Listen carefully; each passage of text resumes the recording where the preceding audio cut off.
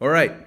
Hello and welcome to Siddharth Jagannath's podcast of India's first Champions Trophy match versus Bangladesh. So, yes, we won, but not quite in the way we wanted to win. There was a lot of huffing and puffing, and certainly not, doesn't instill any sort of confidence, doesn't really reaffirm uh, India's dominant position in ODI cricket whatsoever. In fact, if anything, I feel when stronger teams see this performance, they might feel like India has a lot of weaknesses. So yes, there was a Shubman Gill century, and maybe he wasn't quite at his fluent best, but he was okay. KL Rahul was, let's be honest, just pure dead lucky. Had Jakir Ali held onto that catch and maybe Hardik Pandya gotten out to one more of these kind of shots that sound great off the bat but go straight to the fielder, then India would have been a heap of bother. And you never know what might have happened. Rohit Sharma, I've been noticing this right since the England Test series, the England ODI series, I'm sorry. When it comes to genuine pace, I genuinely feel that he is actually struggling for time. He was in, this is pretty ironic because he's always been called this elegant batsman who has a lot of time on his hands. But you just see his shots. Sometimes you feel he's too early in it, it hits the toe end of the bat. Or sometimes you feel it's too late, which is the reason why it's going high up in the air, is what I feel. So you just have that feeling that when the right bowler comes along with the right skill set, Rohit Sharma, is not able to give the kind of response that he used to be able to give once upon a time. You know, One down, of course, is the greatest of all time. Well, would have been the greatest of all time had it not been for the wokeism that has spread into cricket, if you may. Uh, that might be controversial, but anyway. So, what's happened to Kohli? What happened? The guy was, Harsha Bhogli rightly said, that back in the day in his pomp, he used to eat targets for breakfast, lunch, and dinner. Now you just feel Kohli is just fighting, like fighting and fighting and fighting within himself not to get out. And it's almost like he's got all his problems stacked up in his mind, and you almost feel like he's not letting himself overcome them because he's so aware of the problems, be it against the spinner, be it against the pace bowlers. He's becoming so over reliant on now the flick, and the push down the ground kind of thing. What happened to that all-round stroke play? He used to be able to hit gaps so easily. There was a few overs where in the whole over he took up like three or four balls and took a single at the end of it. I mean, had it not been for Shubnam Gill's stroke play at the other end, that first innings partnership, I mean the first wicket partnership would have been crap. I don't understand that. Um, is he out of form? I don't know if it's a question of out of form anymore. I think it's more a larger question, to be honest. I remember when Sachin Tendulkar, Saurav Ganguly, Rahul Dravid, especially Rahul Dravid, I think he kept getting bowled all the time. Because with age, there's that hand eye coordination bit just kind of goes away. And as much as it pains me to say this, maybe the same is happening to our King Kohli too. He just isn't the same threat anymore the way he used to be. I'm not saying that he's not going to score a century in the next match or the next match after that or whatever it is. I'm not saying that at all, right? But he's just not what we all are used to seeing. I mean, the Kohli, what we knew 5 years back, was a beast. This Kohli is a shadow, like a long, fading shadow of that Kohli. Maybe he'll be back, not sure. Maybe he won't, probably. But he'll definitely play out whatever time he has to play out because all said and done, he still is our best batsman, all said and done, for any situation. The promise and the hope of that glorious Kohli form will always ride over the current problems he's having. Shreyas Iyer, mm, What did you think about Shreyas Iyer's innings?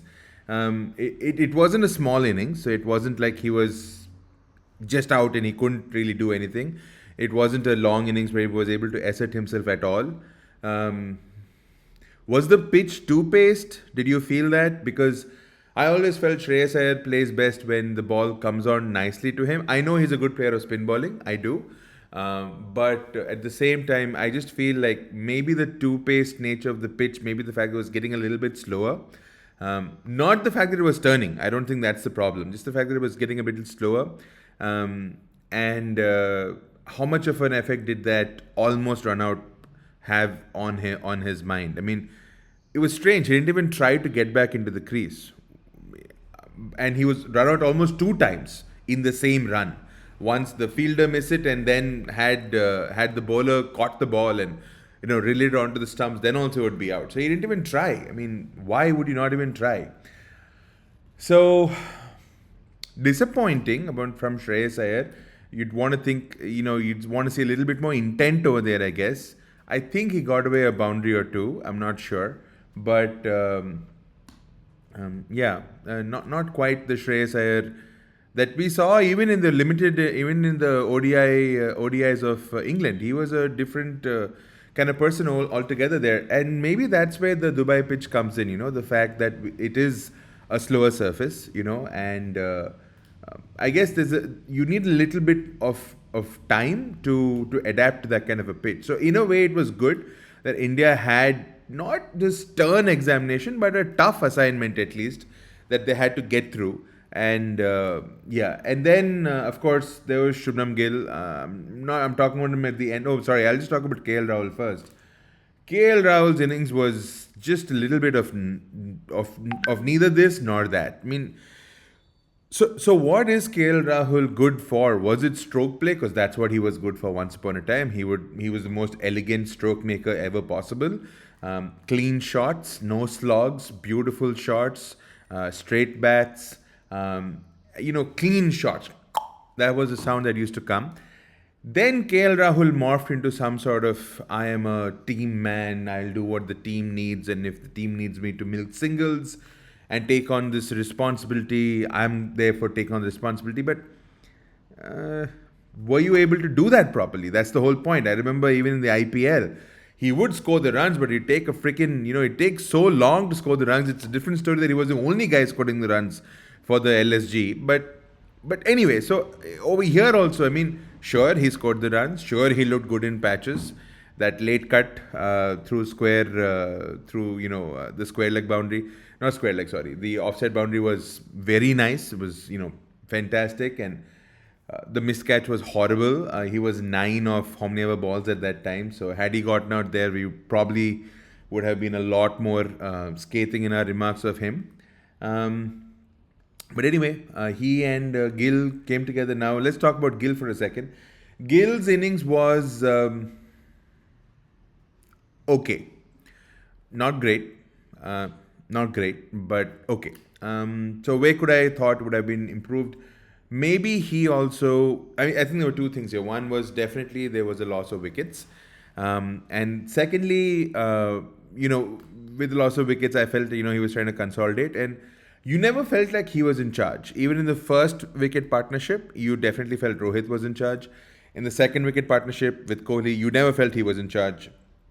And for some strange reason, with KL Rahul, despite the fact how badly KL Rahul I felt was struggling, not struggling, but he wasn't quite as fluent best, you still felt KL Rahul was the more dominant player among the two.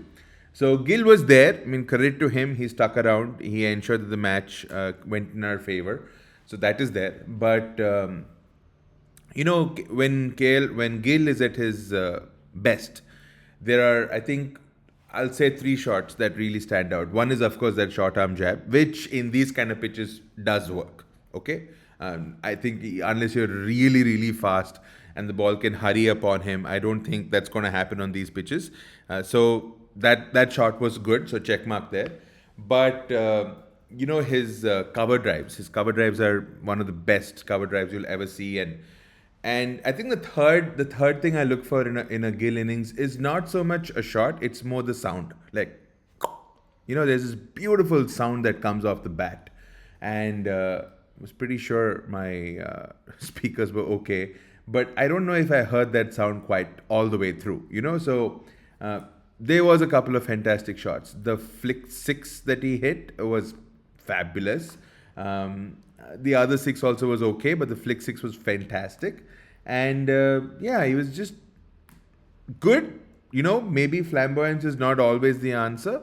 Sometimes in some, they call it mature innings. Maybe it was.